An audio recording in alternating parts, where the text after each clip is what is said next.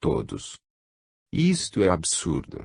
Mas, no grau atual da evolução, o homem não consegue proceder com mais inteligência.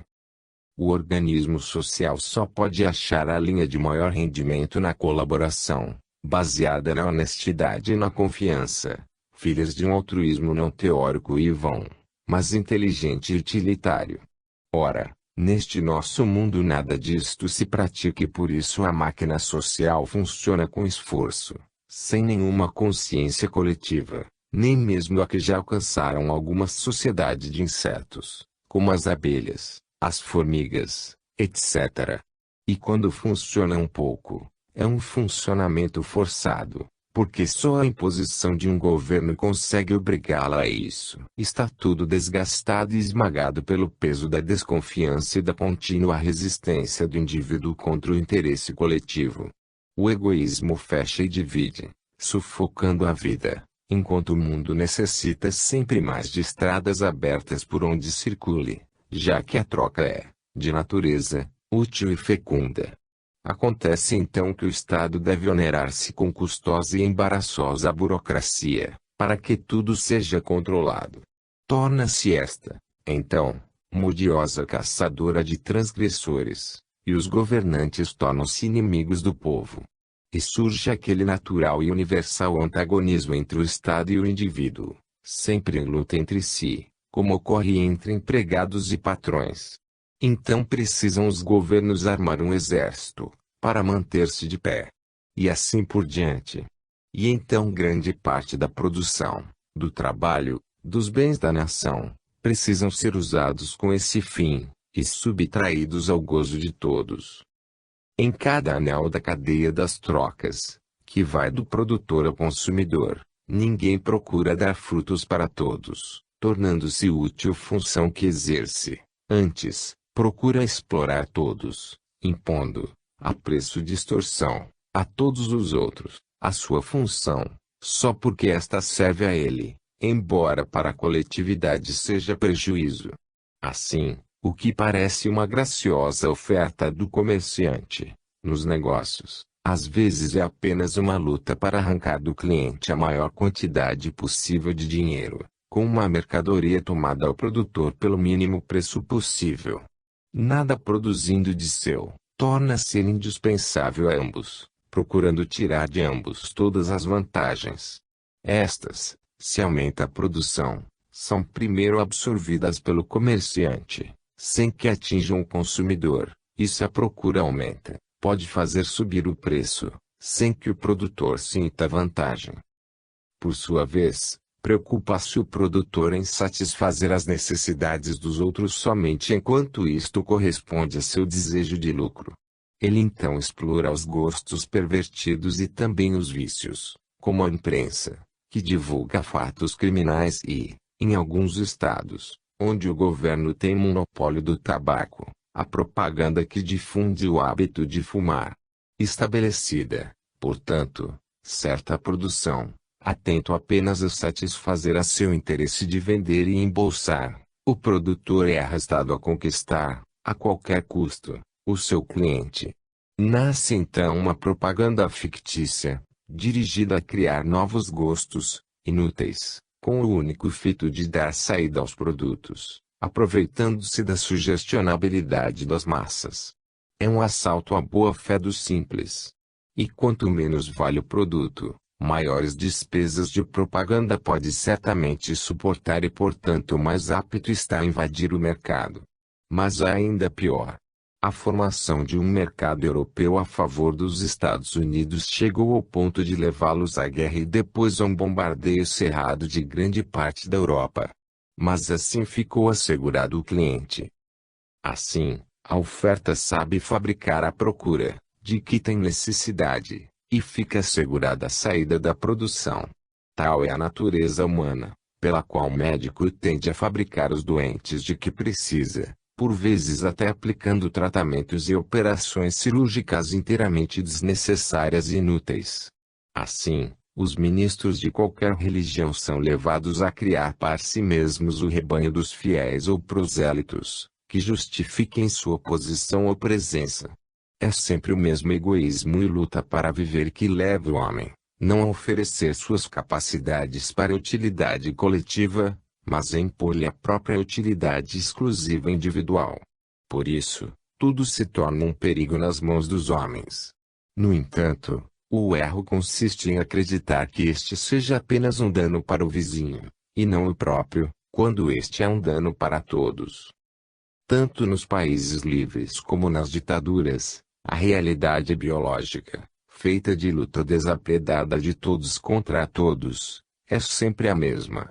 Em qualquer parte o peixe maior come o menor, o mais forte esmaga o mais fraco. A mesma coisa é feita em nome dos princípios e ideais mais diferentes.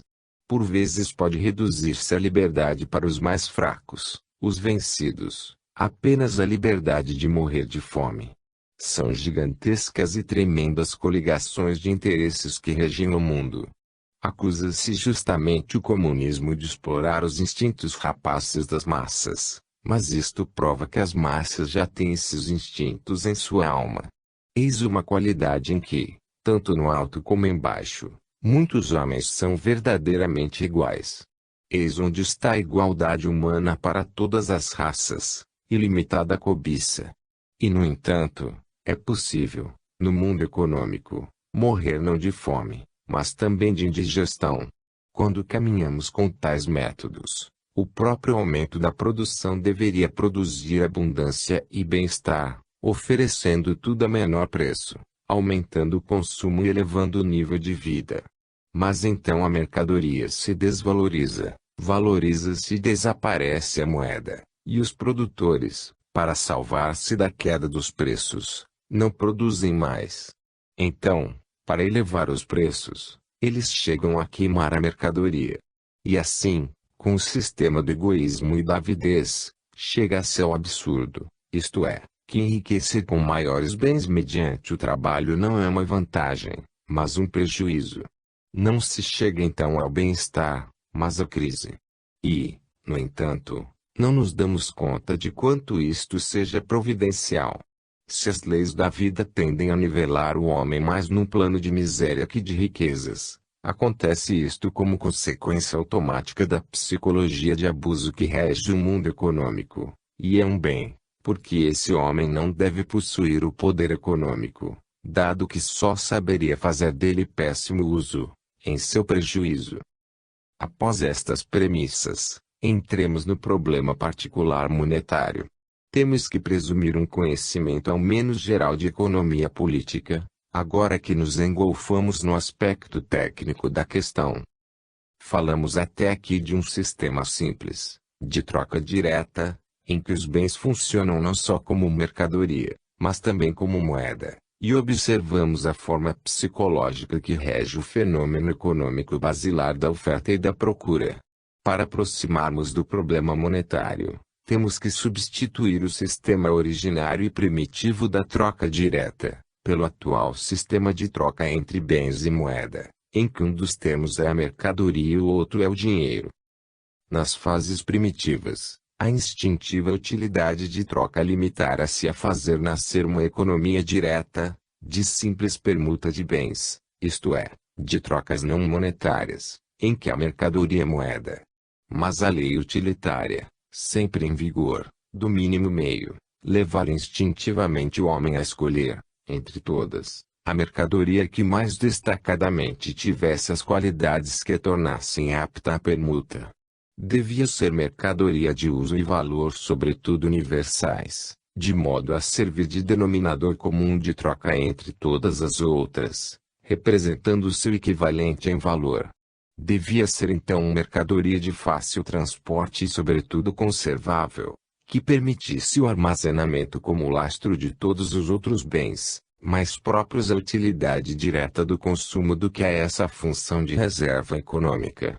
Indispensável mercadoria não deteriorável, independente de todas as transformações, como nascer, crescer, morrer. Aqui estão sujeitos todos os produtos da vida. Começou-se com o pecus, a ovelha, unidade genérica de gado pecorino, de que se derivou mais tarde a palavra pecúnia. Mas ainda estamos numa forma de troca direta. A base de mercadoria não facilmente amoedável, porque ela mesma, segundo a produção, tinha quantidade variável e portanto valor instável, desde que não permanente em quantidades constantes do mercado. Isto pela lei da procura e da oferta, mediante a qual, aumentando a quantidade de dada mercadoria, seu valor diminui. Além disso, não era mercadoria facilmente transportável nem conservável. Chegou-se por isso pouco a pouco ao ouro e à prata, que correspondia melhor aos requisitos de amoedamento, não só como aceitação universal, transportabilidade, conservabilidade, isto é, não deteriorável, e estabilidade, ou seja, não sujeita às contínuas transformações da vida, como ainda pela quantidade, e portanto valor, relativamente constante. O ouro e a prata são ademais, bem definíveis como peso e medida e representam mercadoria que tem por si, nas joias, valor intrínseco, sempre realizável nos mercados. Até aqui estamos diante de valores reais, ainda que de caráter diverso, desde que não é possível comer ouro, ao invés de grão. Reais, pois haverá sempre quem aceite, nas trocas humanas, ouro em troca de outra mercadoria. Mas o homem não parou aqui. Esses metais preciosos foram transformados em moeda cunhada, em que eles eram unidos a ligas de outros metais de valor menor. Depois, para subtrair essas moedas à deterioração e ao perigo dos desvios, substituiu-se-lhes o papel moeda, ao qual, ao menos em teoria, deveria corresponder uma equivalente reserva de ouro.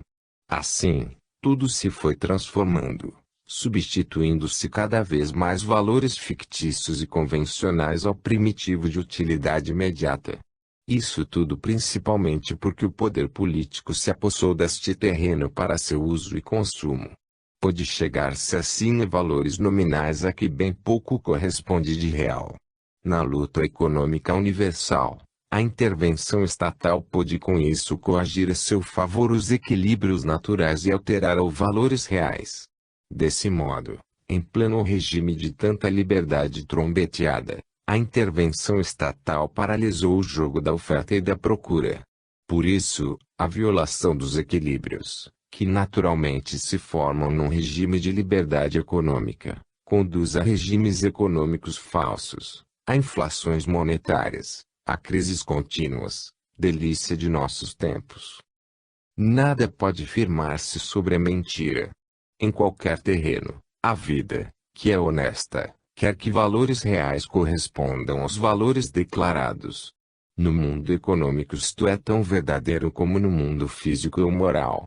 Emitir papel moeda sem lastro ouro, equivale a pôr em circulação moeda falsa e, comprar com semelhante moeda, isto é, sem dar um equivalente pela mercadoria que com ela se adquire, equivale a um furto. Mas é furto de Estado, e, como tal, juridicamente protegido. Esse foi o caso da emissão do papel moeda pelos aliados que ocupavam a Itália no fim da guerra, forma civil de tomar sem dar nada, ainda que de forma legalmente correta, isto é, pagando regularmente, mas com o papel desprovido de qualquer valor real. Mas, guerra é guerra. E invadir sem saquear as casas como sempre fizeram os exércitos invasores, apresentando-se com as vestes cândidas de libertadores que espalham flores, já é um progresso, ainda que apenas na forma. Assim, as despesas aliadas feitas com papel fictício puderam aumentar a inflação, com que tudo foi graciosamente pago. Permaneceu desta forma grande quantidade de papel moeda em circulação com um mínimo de poder aquisitivo, estando os bens e a produção, pela destruição bélica, mais diminuídos que aumentados. Enfrentemos agora o problema mais particular ainda da estabilidade monetária. É evidente que a primeira qualidade que deve possuir a moeda, como contravalor de bens, é a confiança, isto é, a moeda deve corresponder a um valor real, e isto em forma estável. Ao invés, uma das características da moeda, hoje especialmente, é a instabilidade de seu valor. Deveria haver equilíbrio e união entre os dois termos, bens e moeda, para que fecundassem em colaboração com a vida humana. Ao invés, eles se combatem e afugentam mutuamente. Deveriam estar abraçados, e ao contrário são rivais. Quando um precisa do outro, este o abandona. Há luta e antítese entre bens e moeda, pelo que, quando os bens abundam no mercado, a moeda desaparece, e ao contrário esta sai a procurar desesperadamente os bens, quando estes escasseiam, por qualquer motivo. Acontece assim que, quando os armazéns estão cheios, os bolsos aparecem vazios, e quando os armazéns estão desprovidos de mercadoria, então os bolsos mostram-se cheios. Por que acontece isto? A economia é como um organismo vivo, movimentado e regido em seu funcionamento pela psicologia humana. E como pode nascer coisa diferente, de uma psicologia de mesquinho egoísmo individualista? Dado que cada um age apenas em seu exclusivo interesse, a luta entre procura e oferta, procurando uma aproveitar-se da outra, explorando-se reciprocamente, só para trazer a si o lucro maior. Então acontece que, logo que há aumento de oferta, os preços descem, isto é, a mercadoria vale menos e a moeda vale mais. Portanto, esta se retira, se esconde, de vez que, aumentando seu poder aquisitivo, ela se torna mais preciosa. Ao contrário, logo que há diminuição de oferta, e as mercadorias escasseiam, aumentam os preços, isto é, a mercadoria vale mais e a moeda vale menos. Além disso, esta é constrangida a aparecer para adquirir os bens que, escasseando, se tornaram mais necessários e procurados. E acontece que a moeda abunda no mercado quando há menos que comprar e escasseia quando há mais que comprar. Sendo o produtor e o consumidor dois inimigos em luta, prontos a explorar qualquer fraqueza do adversário, esse movimento é gerado não só pela esperança de um lucro sempre maior em vantagem própria e com dano do outro, como também pelo medo de uma perda sempre maior, com dano próprio e vantagem do outro. Nasce então o pânico no produtor ou possuidor das mercadorias, ou seja, o medo que a descida dos preços continue com uma desvalorização sempre crescente dos bens possuídos. Ao contrário, outro pânico se forma no consumidor ou possuidor da moeda, isto é, medo que o aumento do preço continue, com um encarecimento sempre crescente dos bens.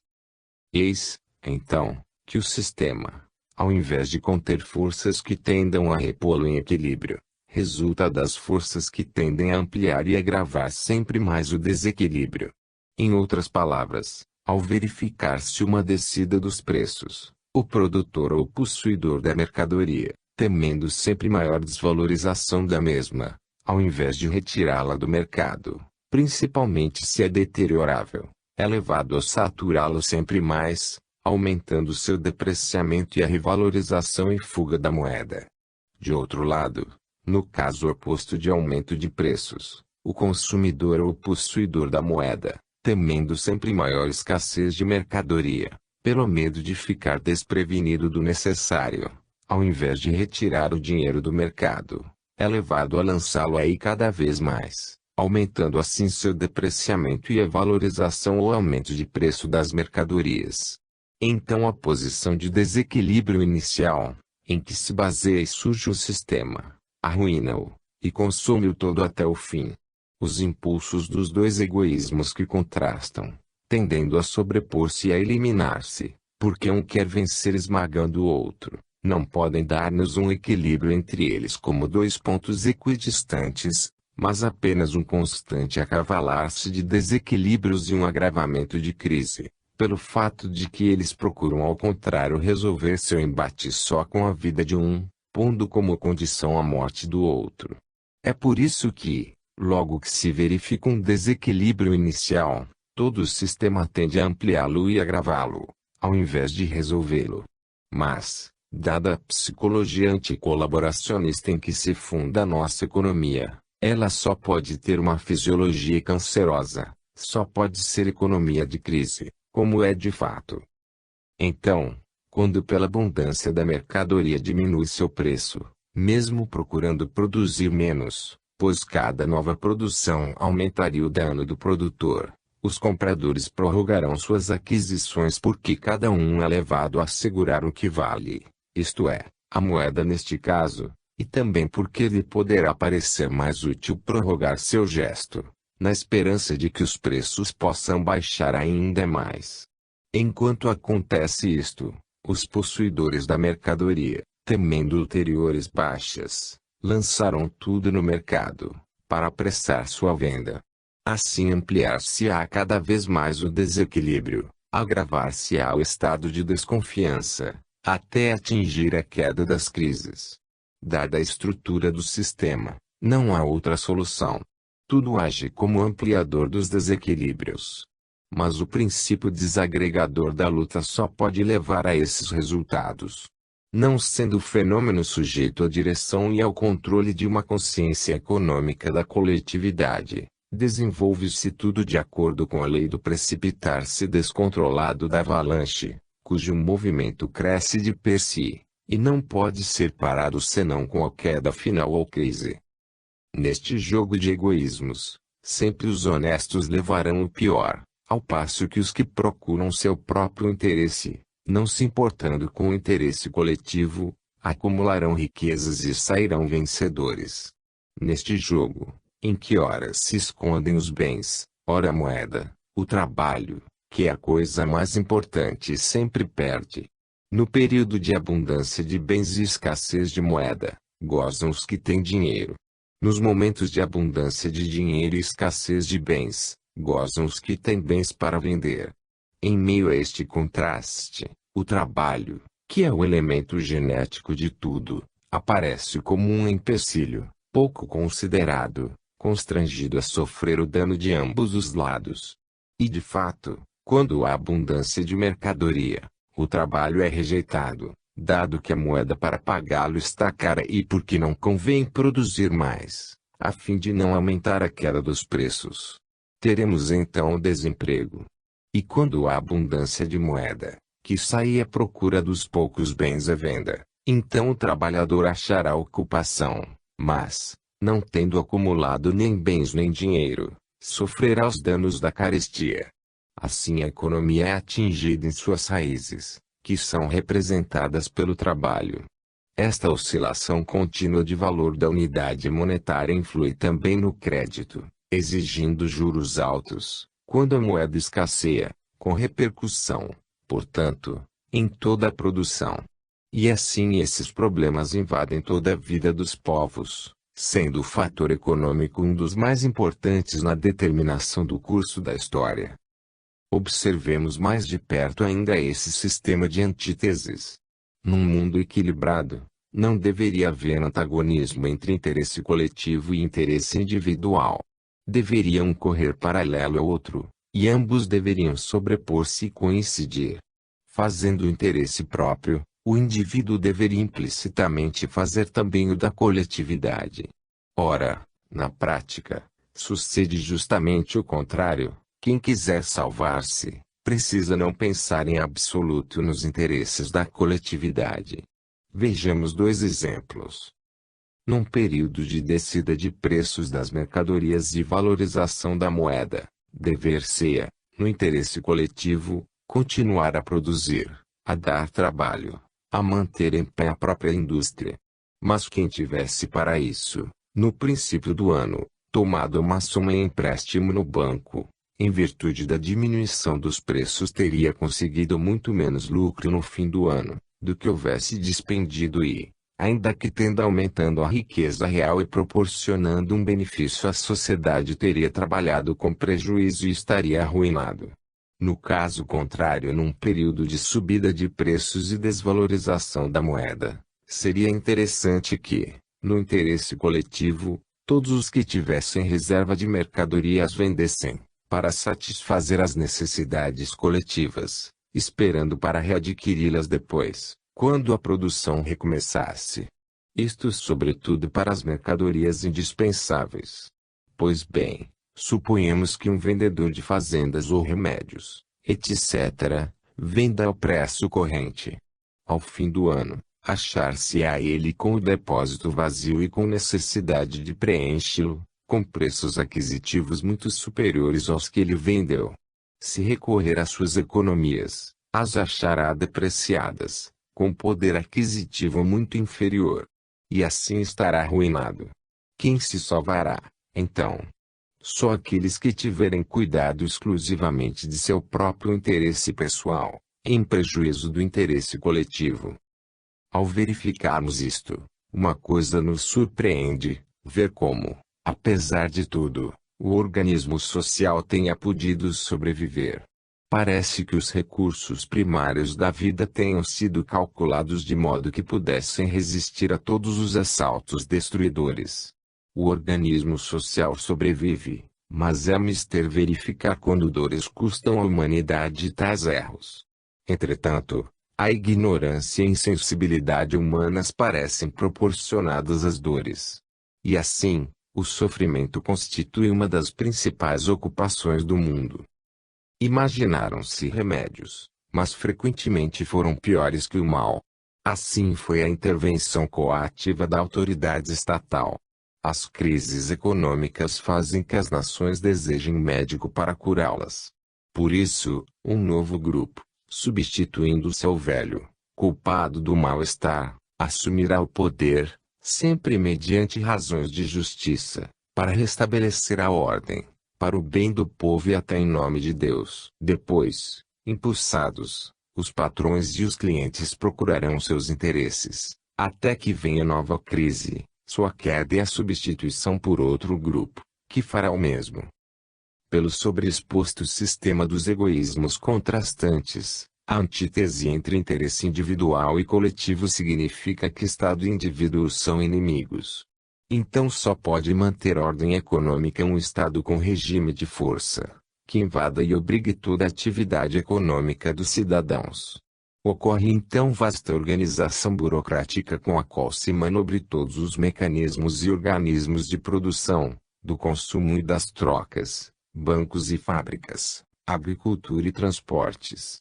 Vive assim cada cidadão submetido, em sua atividade mais ociosa, ao poder estatal, de que não é, de certo, aliado.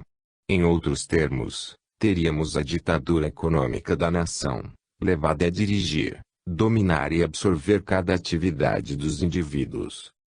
Temos dessa forma um Estado burocrático, policial, militar. Assim o navio da economia nacional poderia caminhar mais regularmente, mas é mister considerar quanto custa em trabalho, despesas e sacrifícios, essa disciplina. E além disso, esse navio se transformaria depressa em navio de guerra. Em vista da oposição entre interesse do cidadão e do Estado, a fim de obrigar o indivíduo a sacrificar o seu em benefício do bem coletivo, deverá o Estado impor-se com custosa burocracia e também com poderosas forças de polícia e de exército. Diante de uma invasão na esfera ociosa dos interesses privados, todos se rebelam, e a disciplina representa fadiga e gastos pelo atrito. Então a nau do Estado, que poderia ser um navio de passageiros ricos de espaço e confortos, deve tornar-se um navio de guerra, em que tudo é disciplina e limitação, porque as maiores margens de liberdade e riquezas são absorvidas pelas despesas e pelo peso da grande máquina estatal. É sempre o princípio da luta e rivalidade de egoísmos que reclama a necessidade de uma autoridade que termine, no interesse geral, a constante guerrilha. É assim que o contraste entre os interesses dos indivíduos entre si e dos indivíduos com o Estado, abre as portas aos despotismos e às ditaduras, que acham sua justificação no domínio absoluto para manter a ordem. Mas assim chegamos ao arbítrio, que terminará com novas crises econômicas, guerras e revoluções, depois das quais, recomeça-se tudo desde o início, como acima. As nações vizinhas, pelas mesmas razões, transformar-se-ão em outros tantos navios de guerra semelhantes àquele, e todas esperarão uma oportunidade de guerrear-se, pela mesma razão pela qual cada uma se transformou de navio civil em navio de guerra. A ordem entre todos os navios de guerra, ou nações, só podendo obter-se por imposição de uma ditadura superior a todas, não pode alcançar-se, e assim permanece o campo à mercê apenas do livre sistema de ataques e defesas, para a seleção do mais forte. Cada navio ou nação representará apenas uma unidade coletiva, baseada no mesmo princípio de egoísmo, próprio a cada um dos componentes. Cada um deles procurará a sua vantagem exclusiva, e o prejuízo da outra nação, procurando nela exportação, imigração e tudo o que lhe serve. Mas, infelizmente, a outra nação buscará fazer o mesmo, em sua vantagem exclusiva. Assim um dia arrebentará a guerra e será destruído todo o superávit de riqueza e bem-estar que conseguira. Isto podia servir-lhe para elevar o nível de vida. Mas, na sabedoria das leis da vida, tudo é merecido, tudo deve ser proporcional ao grau de inteligência e consciência atingido.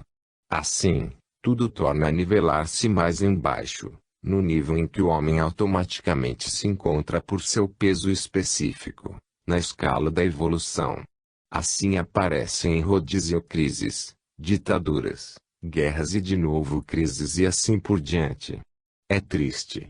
Mas o homem atual não consegue fazer coisa melhor. Como se vê, a intervenção estatal não resolve o problema. Muito menos o resolve porque a moeda deveria representar riqueza real, e não valor fictício de curso legal, mentira imposta pelo Estado, convenção e ilusão, um não-valor que adquire valor só pela vontade de um governo. Também não se pode pretender, para resolver o problema, a transformação em altruísmo, da atual psicologia egoísta do homem. É mister alcançar a solução suprimindo a antítese entre interesse individual e coletivo, isto é, fazendo-os coincidir. Só assim, operando em bases utilitárias, será possível a compreensão, e a adesão será livre e espontânea. Indispensável estabelecer um equilíbrio entre mercadoria e moeda e dessa forma resolver o problema da estabilidade monetária. Hoje não há concórdia entre esses dois termos, que se repelem sem saber abraçar-se. Podem aumentar os bens comerciáveis sem que possa nem deva crescer a circulação da moeda. Pode aumentar esta, mesmo que permaneça invariável a quantidade de mercadoria. Como se não se conhecessem. Pode aumentar indefinidamente uma, enquanto indefinidamente diminui a outra. Para resolver o problema, temos que achar um sistema de circulação monetária que, qualquer que seja o afluxo de bens ao mercado, deixe inalterável o nível dos preços, isto é, mantenha automaticamente estável o valor da moeda. E tudo isso sem coações estatais, mas só pelo jogo livre da oferta e da procura. Sem o alto custo e sem o atrito da máquina burocrática, mas tudo automaticamente regulado com despesa mínima. O indispensável é fazer corresponder a uma abundância de mercadorias, uma abundância de moeda, e não ao contrário, e a uma escassez de mercadorias, uma escassez de moeda, e não ao contrário. Então, a abundância de mercadoria ao invés de desvalorizá-las, valorizando e tornando rara a moeda, limitando a produção dos bens até destruí-los para evitar a queda dos preços, produziria ao contrário uma paralela abundância de moeda. Então os interesses bancários poderiam ser baixos e seriam estimuladas as iniciativas e os investimentos, que absorveriam a parte exuberante, em vez de destruí-la, e o trabalho, ao invés de parar com prejuízo para todos, continuaria a produzir. E ao contrário, uma escassez de mercadorias, ao invés de valorizá-las, desvalorizando e inflacionando a moeda, arruinando a poupança anterior, produziria uma paralela escassez de moeda. Então os interesses bancários poderiam ser altos, e estimulariam a economia e o trabalho que, não saindo de uma crise de desemprego e tendo acumulado bens e dinheiro, poderia resistir melhor à inflação. O problema que nos propomos é solúvel, mas até hoje não foi resolvido, porque a mercadoria atualmente amoedável no mundo é só o ouro e a prata, o que não é suficiente para reequilibrar as oscilações de todos os outros elementos. Mesmo se fosse possível produzir quantidade infinita desta única mercadoria amoedável, não se atingiria o equilíbrio buscado, mas novo desequilíbrio, porque, com o aumento da quantidade da mercadoria, diminui seu valor. É certo que existe, no atual sistema, o esquema do mecanismo reequilibrador, mas este não pode funcionar bem, porque é insuficiente a massa reequilibradora. Então, se já possuímos a fórmula, bastará, para resolver o problema, variar apenas a relação entre bens amoedáveis e bens não amoedáveis, em outros termos, aumentar a quantidade dos bens amoedáveis. A solução está em tornar amoedável uma parte de bens, que hoje não é considerada amoedável. Qualquer mercadoria que não se altere representa valor permanente, pelo que pode tornar-se moeda.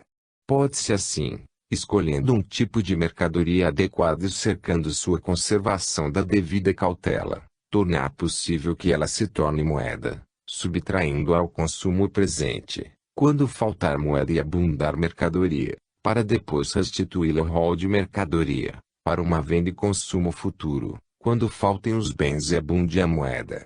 Teríamos então uma moeda numa base muito mais ampla, tendo como lastro uma quantidade suficiente de mercadoria amoedáveis, ou seja, que, para reequilibrar o preço e tornar estável o valor da moeda, podem livremente transferir-se da posição de mercadoria de moeda, e ao contrário, exercendo a função de uma ou de outra, segundo a necessidade. Imaginemos a economia de uma nação representada por um navio, dividido pela metade no sentido do comprimento, por uma linha que chamaremos de trocas e os lados da qual existam bens em relação de troca direta, de uma parte e outra. Em tal sistema de trocas diretas, sem a intromissão do elemento moeda, sendo a circulação dos bens proporcional à circulação dos meios de troca, o lado direito do navio teria carga igual ao esquerdo. Não havendo antítese entre bens e moeda, não haveria oscilações no navio, nem crises, e isto sem intervenção de regimes autoritários, que regulassem todo o movimento econômico da nação. Mas, quando a essa economia direta a substituímos a monetária, teremos de um lado o meio da troca, a moeda, e de outros bens comerciáveis. Dado que, como vimos, cada desequilíbrio desses dois elementos tende a amplificar-se, não havendo nenhum elemento natural e automático de reequilíbrio entre bens e moeda, entre um e outro lado do navio, a economia da nação só caminharia sob ameaça de constante desequilíbrio, e mesmo de emborcamento-crise. Trata-se, agora, de achar o meio de reequilibrar o navio, compensando demasiado o acúmulo de um lado e o alívio de outro, ao contrário a favor ou da moeda ou das mercadorias, segundo os casos. Hoje o sistema já funciona, mas em quantidade insuficiente para reequilibrar o navio. A quantidade de mercadoria moedável limita-se apenas ao ouro e à prata. Hoje o jogo do reequilíbrio só funciona em mínima parte e o navio não ressente muito ser feito. Hoje o trabalho de reequilíbrio está confiado a uma quantidade mínima, em relação à grande massa de bens que precisa ser reequilibrada. O reequilíbrio, portanto, no estado atual, funciona com efeitos mínimos, não porque esteja errada a fórmula de equilíbrio, mas por insuficiência da massa reequilibradora. Ainda que perfeito o sistema como princípio, é insuficiente, porque apenas uma mercadoria moedável constitui uma parte muito pequena de valor em relação ao valor de todas as outras mercadorias. Trata-se aqui, ao invés, de conseguir o amoedamento de um vasto grupo de mercadorias, grão, café, algodão, ferro, gasolina, etc., segundo a produção das nações, que, acumuladas nos armazéns por parte dos próprios produtores, comerciantes industriais, ou dos bancos, funcionariam como lastro da moeda legal circulante, a qual teria assim seu correspondente bem determinado e realmente existente, com plena cobertura, e portanto de inteira confiança, como papel moeda base ouro. Para ser mais perfeito, o reequilíbrio deveria permitir, Quando houvesse equilíbrio entre o valor dos bens amoedáveis e o dos bens não amoedáveis, que se passasse da produção destes à produção daqueles, e do consumo destes ao consumo daqueles, de acordo com a utilidade dos produtores e consumidores. Toda a economia, e mesmo as trocas internacionais, só poderiam ter vantagem com uma moeda, meio de troca, que se baseia em lastros reais e está fora de arbítrio dos governos e das oscilações de valor. E só assim, com o trabalho, base de tudo, se poderia gerar riqueza mesmo sob forma de moeda sólida, independente dos assambarcadores mundiais do ouro. Resta-nos apenas, para concluir, observar a mecânica do amoedamento e do desamoedamento. Veremos assim como o sistema, ao invés de tender à ampliação do desequilíbrio, tende a reequilibrar-se. Dividiremos o fenômeno em três fases. Primeira, quando um lado pesa mais que o outro e o navio pende mais, por exemplo, para a direita. Segunda, quando os dois lados se equilibram e o navio está a prumo. Terceira, quando o navio tem maior peso do lado oposto e pende, por exemplo, para a esquerda. Eis como pode operar-se o reequilíbrio. Primeira fase, quando o grupo das mercadorias básicas custa menos que a unidade monetária. Nesta fase os possuidores de mercadorias amoedáveis, ao invés de oferecê-las ao mercado, com tudo o que se segue, a conservam, provocando paralelamente uma emissão de títulos equivalentes a elas, e de que elas representam o lastro. Esses títulos de curso legal como o papel moeda, criam um aumento de circulação e assim se restabelece o equilíbrio. Concomitantemente o banco de emissão reduz a taxa de desconto, alarga o crédito, aumentando desse modo a quantidade de moeda circulante. Eis assim restabelecido o equilíbrio. Segunda fase, quando o grupo das mercadorias básicas custa tanto quanto a unidade monetária. Nesta fase nenhuma modificação se opera, estando já tudo em equilíbrio. Terceira fase, quando o grupo de mercadorias básicas custa mais que a unidade monetária. Nesta fase, os possuidores de mercadorias amoedáveis são constrangidos a reembolsar ao banco de emissão parte dos títulos obtidos como antecipação durante a primeira fase, e para isso devem vender partes de sua mercadoria. Assim é diminuída a quantidade da moeda circulante e se restabelece o equilíbrio. Concomitantemente o banco de emissão eleva a taxa de desconto, restringe os créditos, diminuindo desse modo a quantidade de circulação legal. E assim fica restabelecido o equilíbrio. No primeiro caso tudo se reequilibra com o amoedamento. No segundo tudo já está em equilíbrio. No terceiro caso tudo se reequilibra com o desamoedamento. Assim, os desequilíbrios, ao invés de aumentar, são corrigidos, e as crises não podem desenvolver-se. Assim o interesse do indivíduo e o da coletividade não são mais inimigos em antítese, e podem concordar no princípio utilitário compreendido e aceito por todos, qual é o da sua vantagem. Assim pode resolver-se o problema que atormenta o mundo, da instabilidade monetária. Compreendido o princípio geral, cada técnico de finanças poderá adaptá-lo às condições particulares do seu país e do momento, segundo as modalidades requeridas pelo caso particular, mesmo tendo em conta que podem ser evitadas assim crises dolorosas, enquanto a riqueza deriva de recursos naturais, da inteligência e sobretudo do trabalho. Quisemos entrar mesmo neste problema especial de circulação monetária, por sua imensa importância social, dado que ela é, para o organismo econômico o que é a circulação do sangue no organismo humano. Circulação que, se não for bem regulada, pode ser mortífera, tanto por excesso como por defeito. A circulação monetária deve estar sempre em relação direta com a circulação dos bens, ao passo que, com os sistemas atuais ela tende à relação inversa.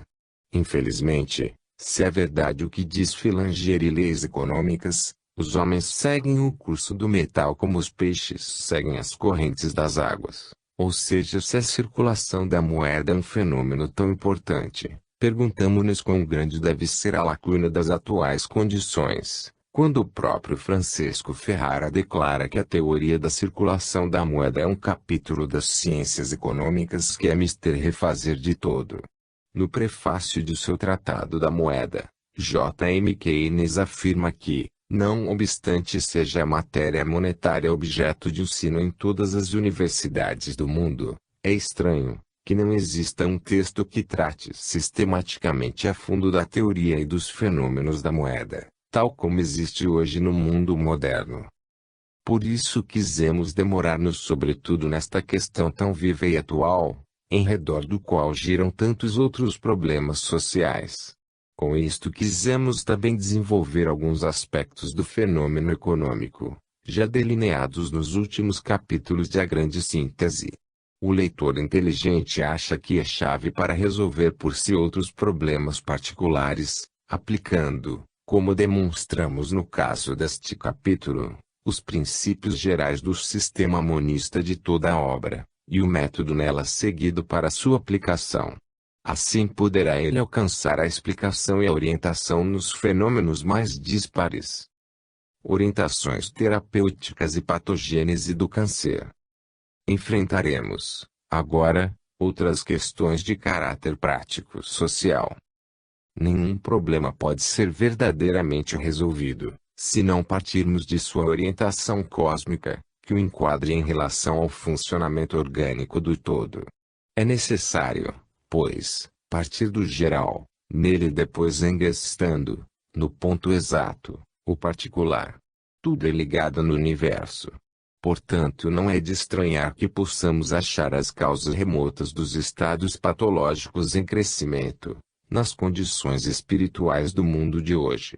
É natural, por isso, que escape à orientação materialista da ciência e sobretudo da medicina moderna, o significado íntimo da doença, que tende a fixar-se em formas específicas na raça, como última consequência de erradas correntes de pensamento que dominam em nosso tempo.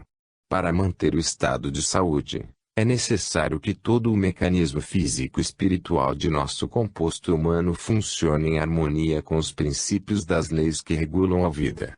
De acordo com o conceito unitário da vida, a medicina somática e a medicina psíquica deveriam colaborar. Deveria o médico ser também um sacerdote do espírito. No ser humano, que é, como vimos, a fusão de uma alma com um corpo, estão conexos fenômenos de ordem espiritual e material, com consequências físicas de fatos psíquicos, e efeitos psíquicos de causas físicas. Alex Carrel, um homem, esse desconhecido, afirma que o conjunto formado pelo corpo e pela consciência pode ser modificado, tanto por fatores orgânicos como por fatores mentais. Tudo o que existe é vivo, e a ciência não sabe o que seja a vida, porque este é o princípio espiritual que anima tudo e que a ciência ignora. Assim, tudo o que existe é um organismo a funcionar, que traz escrita nele sua lei. Quem se afasta dessa ordem, a ela volta reconduzido pelo sofrimento. Ninguém nega o valor dos novos meios diagnósticos e terapêuticos. Entretanto, muitos progressos no particular são anulados em parte, pela desorientação no conjunto. Além disso, é errada a psicologia espiritualmente anárquica, de que eles se valem, com a pretensão de tomarem lugar da ordem natural e de dobrá-la à vontade humana. Vem isso como consequência do princípio tão instintivo e axiomático, da luta pela vida, que a ciência inadvertidamente usa, sem discuti-lo. E, no entanto, quanto mais se eleva alguém em conhecimento, mais deixa ela de ser imposição pelo domínio, e se torna adesão, em obediência a uma sabedoria que já está atuando na vida. Princípio da luta que pertence aos planos mais baixos da vida, onde ecoa ainda mais viva a posição luciferiana da revolta à ordem de Deus, posição psicológica que leva a ciência a tornar-se, não meio de civilização e bem-estar, mas antes de tudo instrumento de destruição bélica. No campo médico, leva essa psicologia a uma terapêutica repressiva, enquanto a medicina deveria ser somente a arte que imita, Secunda e promove os processos curativos da natureza. Esta, no doente, age seguindo um programa próprio, conservativo e compensativo, que o médico deveria respeitar e ajudar. Pena, então, quando a terapia não segue a da natureza ou totalmente a ela se opõe com intervenções tão enérgicas que paralise sua ação. Essa psicologia de luta para dominar e submeter levou a outro perigoso erro, o equívoco microbista, pelo qual toda a medicina se concentrou na luta contra os micróbios. Correspondia perfeitamente à psicologia atávica da luta pela vida, a crença de que a sabedoria humana tivesse finalmente descoberto, com o microscópio, o verdadeiro inimigo oculto, no infinitamente pequeno e, finalmente, nele tendo encontrado a causa das doenças, fácil lhe fosse vencê-las. E o homem, sempre ávido de guerras, iniciou com isso uma nova guerra, e nela acreditaram médicos e doentes, estes últimos sugestionados pela nova ciência que os aterrorizava com o espectro do micróbio. Mas explicaremos melhor, logo abaixo, estes conceitos. Outra consequência da supracitada psicologia luciferiana, é o fracionamento que ela tende por sua natureza, estando situada no polo oposto ao que representa a unidade em Deus. A especialização, o perder-se, desorientando-se, no dédalo das análises, arruinando assim a virtude da síntese e da unidade, é um dos erros de todo o pensamento científico moderno. Procede-se hoje por análise, subdividindo e seccionando, cada vez mais aprofundando-se o particular. Assim, quanto mais subdividirmos um organismo unitário, tanto mais nos afastaremos da possibilidade de compreendê-lo. E por fim, não nos fica em mãos senão um acúmulo de elementos desconexos, dos quais teremos que achar os significados reconstruindo-os na unidade, num conjunto que os explique e valorize, e cuja imagem desapareceu de nossa frente. Não é de ordem analítica, mas sintética, o conhecimento do ser humano. Inegavelmente são grandes as descobertas da ciência médica, mas, para compreender, não basta um mosaico de julgamentos separados, pois bem diferente é o desenho geral, o único que valoriza as várias partes numa ordem superior. Não pode ser obtida a compreensão do ser humano, adicionando todos os infinitos conhecimentos analíticos, tirados da observação do particular, mas só vendo de outro ponto de vista em seu conjunto. Se o método da observação e experimentação representou grande progresso ao criar a ciência, não é ele entretanto isento de perigos. Especializar-se quer dizer separar, significa ir de encontro ao princípio fundamental da unidade, que é o que rege todas as formas da vida. O organismo humano é feito por órgãos que se fundem, e não por compartimentos estanques. O microbismo mencionado acima é um dos efeitos dessa psicologia. É ele o calcanhar de Aquiles da atual medicina, é o locus minoris resistentiae do conceito patogenético. Dá-nos ele, mediante as bactérias, uma explicação que parece fácil e acessível, mas é apenas aparente, como veremos, e não resiste à crítica. Outra consequência e caminho de extravio, é o laboratório.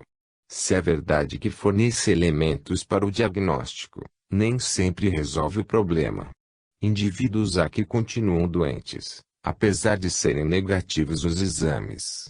Quantas vezes poder-se-á negar uma úlcera porque o radiologista não acha o nicho duodenal, ou então negaremos a qualidade e tuberculose de um depauperamento orgânico, de uma tenaz dor torácica, de uma febre ligeira, porque o escarro não apresenta bacilos e a radiografia é negativa, quando ao contrário a história clínica e o hábito constitucional do enfermo falam claro de uma perituberculose.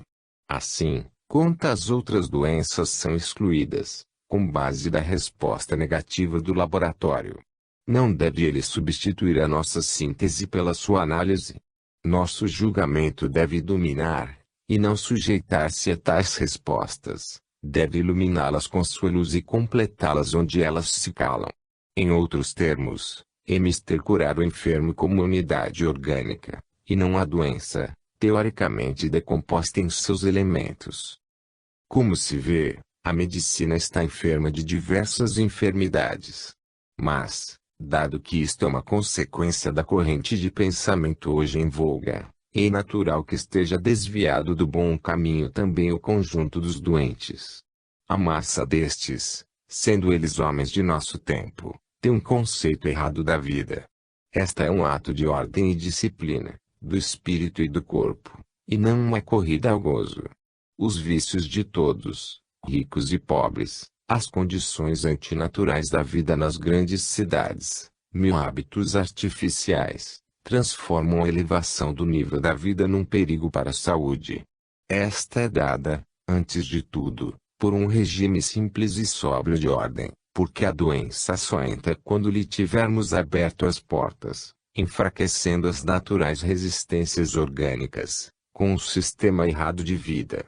Nisto entram também nossos hábitos psíquicos, nosso modo de conceber e dirigir-nos. Com sua direção materialista, a sociedade moderna elevou, como biótipo modelo, o homem de ação, desvalorizando o homem de pensamento, que é o que mais vale. Conseguiu-se assim eliminar da vida social o sentido de orientação nas infelicidades, a fé que anima no porvir, a consciência das metas remotas para as quais vivemos, o equilíbrio e a calma dos sábios. Chegar-se-á dessa forma a eliminar o biótipo do homem bom e honesto, e far-se-á sempre mais dura a luta, numa ânsia sem tréguas. Mesmo que o trabalho produza bem-estar, se não for orientado a fins superiores, ele, ficando espiritualmente estéril, nos deixará desiludidos. Caro pagará a sociedade, com sofrimentos nervosos e morais a carência desses elementos indubitavelmente necessários à vida. Não poderá permanecer impune e sem consequências o erro de ter querido fazer do homem, ser espiritual, apenas uma máquina de produzir dinheiro.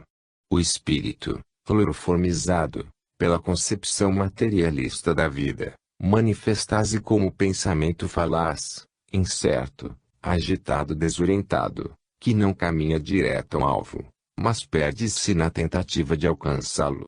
Essa ingente corrente ao vazio parece dinamismo, mas é uma corrida para procurar se encontrar, e que não conclui, como faria o pensamento ponderado que sabe e vai direto ao escopo. A vida moderna, em grande parte, é apenas barulho inútil, uma inquietude que dissipa sem produzir. É dispersão de energias, é inquieto nervosismo debaixo do qual está o vazio. Trabalha-se com forças ilusórias, produzidas por excitantes. Cada desequilíbrio produz novo desequilíbrio e assim cada vez mais rápido gira o turbilhão que tudo arrasta. Não mais se sabe hoje quanto frutifica o saber trabalhar com calma. E por isso trabalha-se para a perda, com a máquina inçada de atritos. Com as premissas que o materialismo hoje lhe deu, a vida se torna a fadiga do diabo, desarmônica, dolorosa, que só produz dano. Ao passo que a fadiga de Deus é harmônica, alegre e produz frutos de paz. Nem mesmo sabemos mais repousar e é frequente fazê-lo cansando-nos com inúteis fadigas. O homem moderno tem medo do silêncio, e, para repousar, gosta de aturdir-se com novos rumores. Vive se esmagando o próximo. E isto significa a dor de todos, mesmo do vencedor, porque ele também poderá cair amanhã na posição de vencido. É mister compreender que, esmagando o próximo, hoje, que se está formando a unidade social humana, não estamos esmagando um estranho, mas uma parte de nosso próprio organismo ou corpo social, de que somos células. É indispensável a eliminação do ódio que corrói a todos. A ferocidade na luta pela vida imprime traumas na psique, que se fixam na raça, com complexos congênitos de inferioridade. Formam-se assim pontos fracos que depois investem também contra o terreno orgânico, criando focos de vulnerabilidade que constituem as portas abertas para as doenças. Cada erro se paga, mesmo este da desorientação espiritual. E paga-se com a moeda suante de nossa dor. Cada estado desarmônico ecoa e se repercute de plano em plano, até que fique exaurido seu impulso e não esteja tudo pago por nós mesmos. Para remediar a tudo isso seria necessária não só uma profilaxia e higiene fisiológica, mas sobretudo uma espiritual. Diante de tal estado de coisas, ao invés de reconhecer as